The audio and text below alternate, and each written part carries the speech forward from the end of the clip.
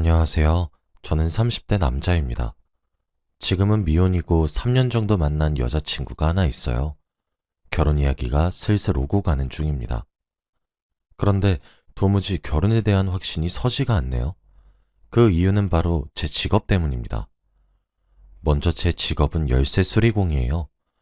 저희 아버지 때부터 하셨었던 일이고 지금은 제가 물려받아서 일을 하고 있습니다. 시대가 발빠르게 변하면서 열쇠뿐만 아니라 도어락도 함께 다루고 있죠. 설치부터 잠금 장치를 여는 것과 수리까지 정말 모든 것을 다 하고 있습니다. 거의 잠금 장치를 만능으로 다룬다고 생각하시면 편하실 거예요. 그런데 이 일을 하면 솔직히 돈이 꽤 짭짤합니다. 세상엔 아직 이사를 가시는 분들도 많고 생각보다 단가에 비해 저희가 받는 돈이 좀 커서 마진이 잘 남거든요. 그러나 그만큼 못 볼 거를 정말 많이 봅니다.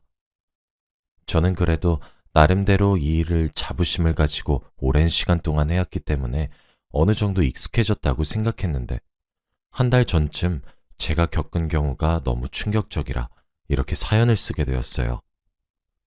이 일을 하면서 가장 많이 보는 광경 중 하나는 불륜을 하고 있는 현장을 덮치는 경우입니다.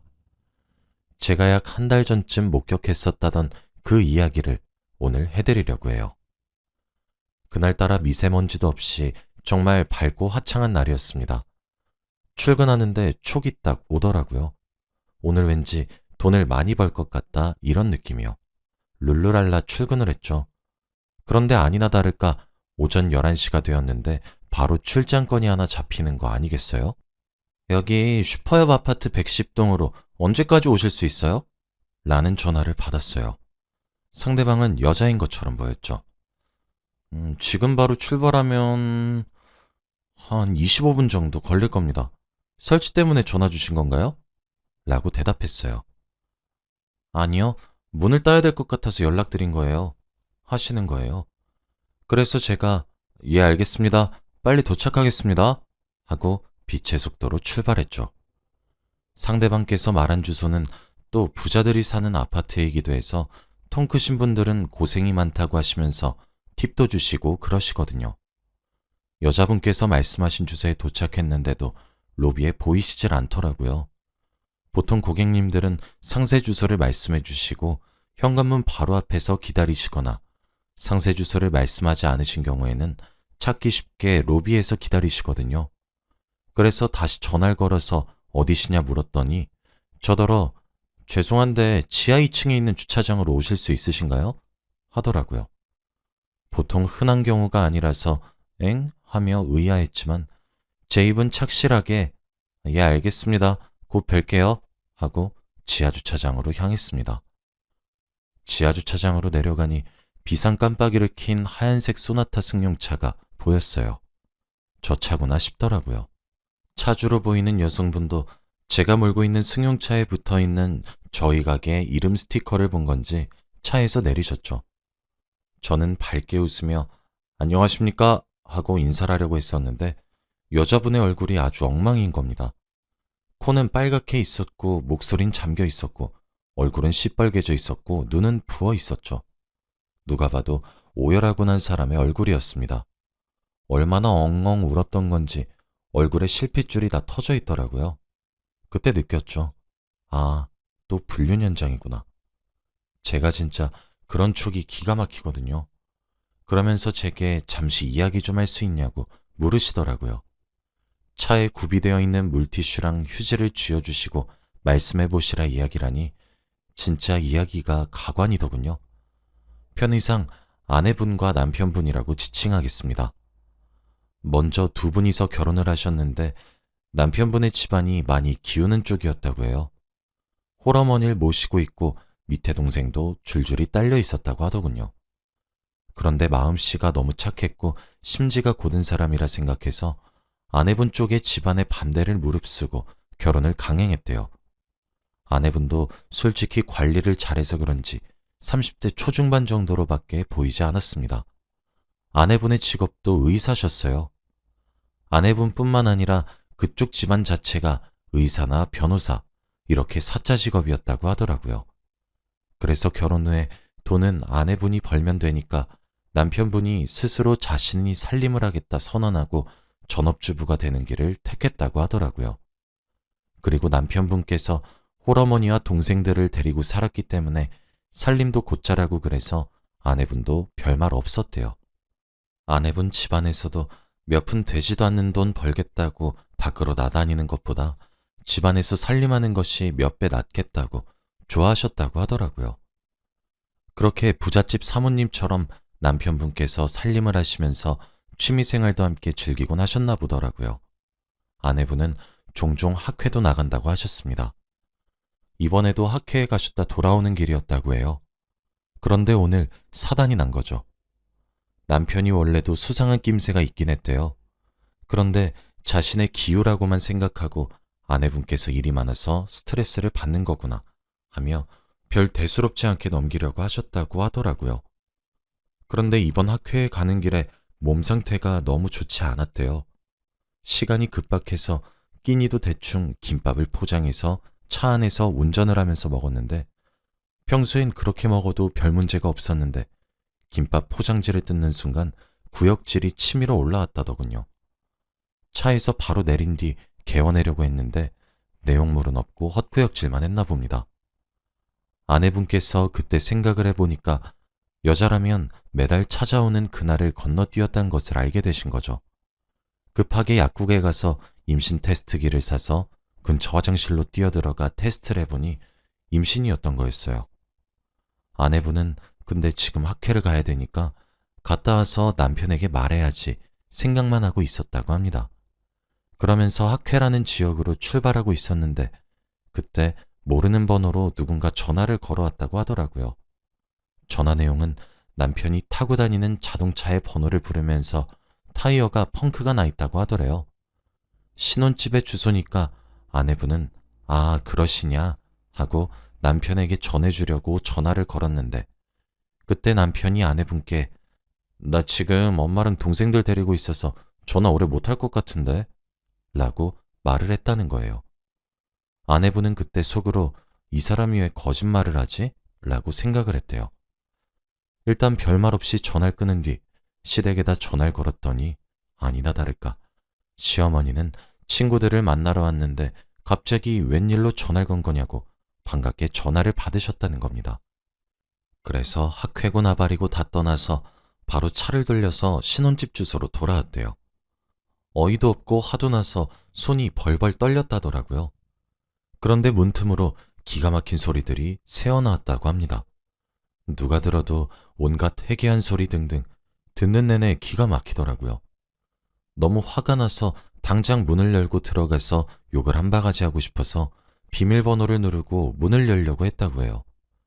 그런데 도어락에 비밀번호를 치니까 글쎄 도어락에서 비밀번호가 틀렸다는 문구가 나왔다는 거예요.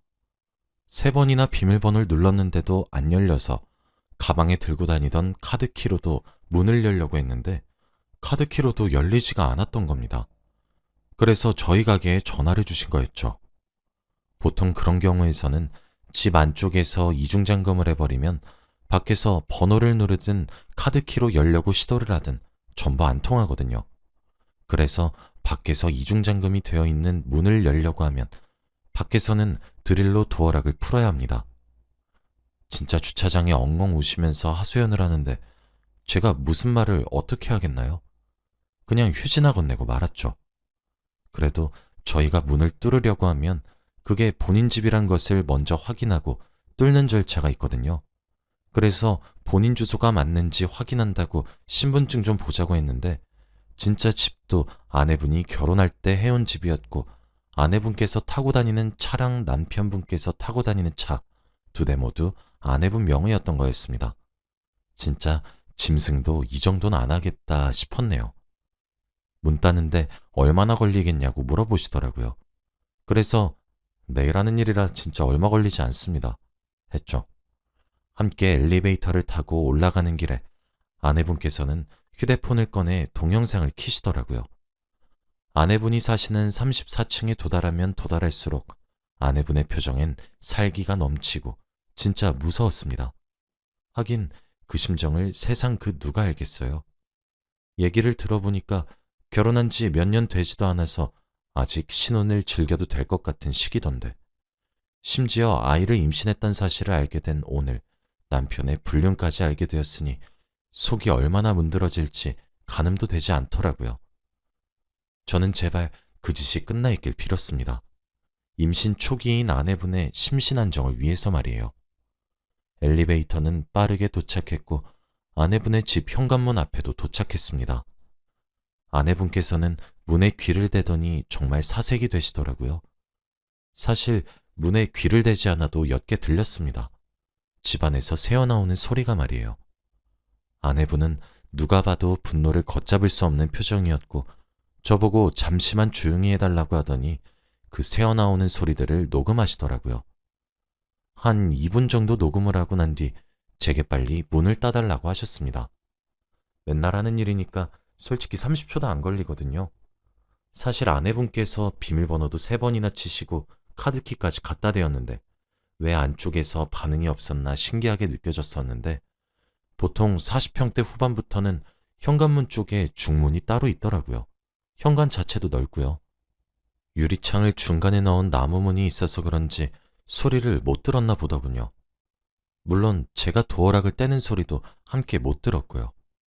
현관문을 여니까 동네가 떠나가라 소리가 나고 있는데 옆에 계시던 아내분께서는 총알처럼 튀어나가 동영상을 찍으면서 성큼성큼 집 안으로 들어가시더라고요.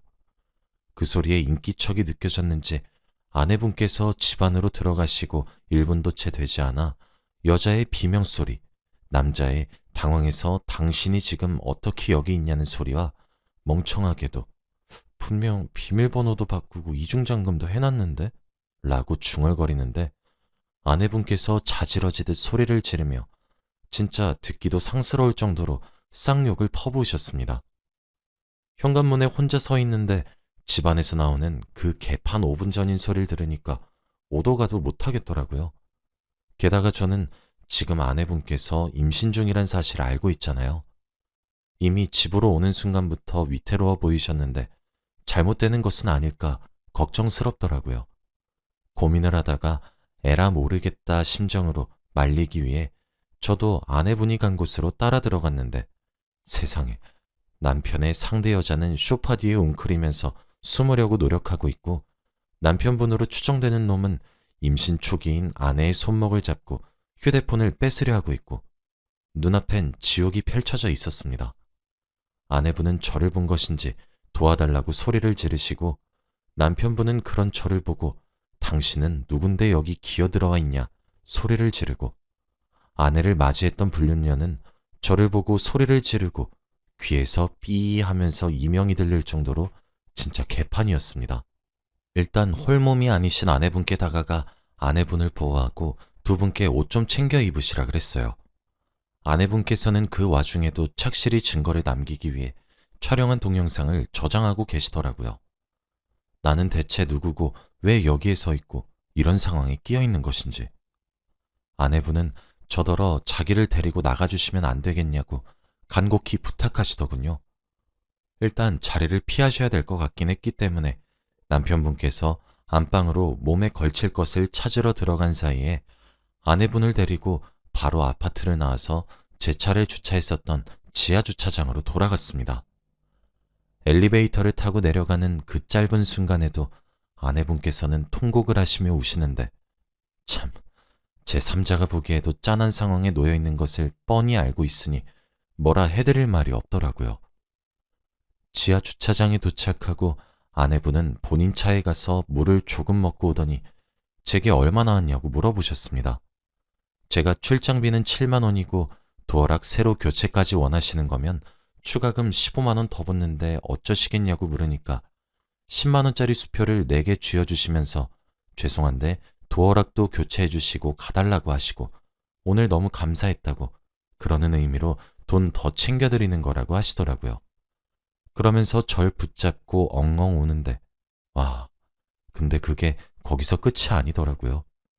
저는 사실 임신을 알게 된 날 남편의 불륜 사실도 알게 된 것도 흔치 않은 우연이라 생각하고 무슨 막장 드라마라고 생각했는데 남편의 불륜녀였던 여자의 정체가 아내분의 친척 동생이라고 했습니다.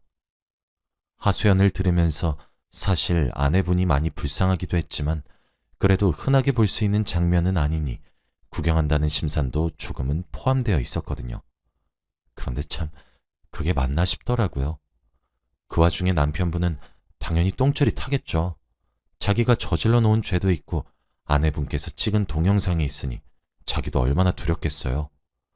맨몸으로 장가와서 아내 덕만 보고 사는 중이었는데 그래서 그런지 아내분께 전화를 미친 듯이 하기 시작했는데 정말 가슴이 아팠던 건 아내분이 진동 소리를 듣고 휴대폰을 들어 올렸을 때 보게 되었어요.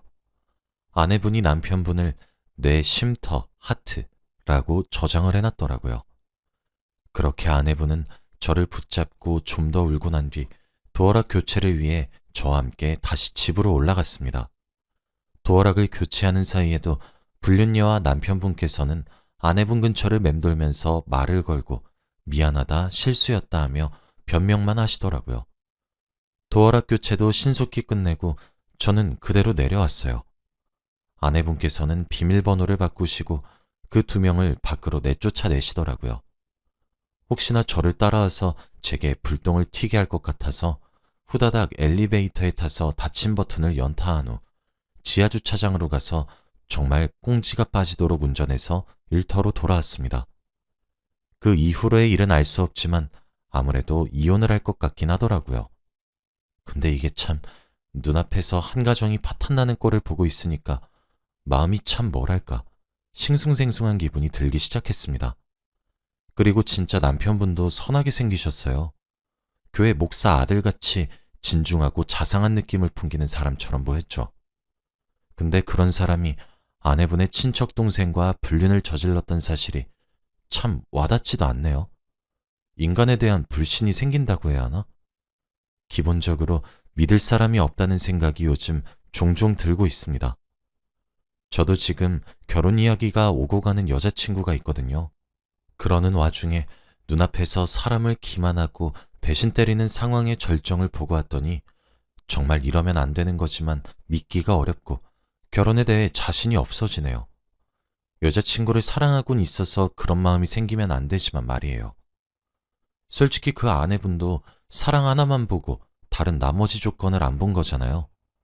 저 진짜 제게 하소연을 하셨던 아내분의 말들 중에 자기가 돈으로 좋은 사람 하나를 버려놨다 라고 말씀을 하시면서 우시는 모습이 아직도 눈앞에 생생할 정도로 기억에 남습니다.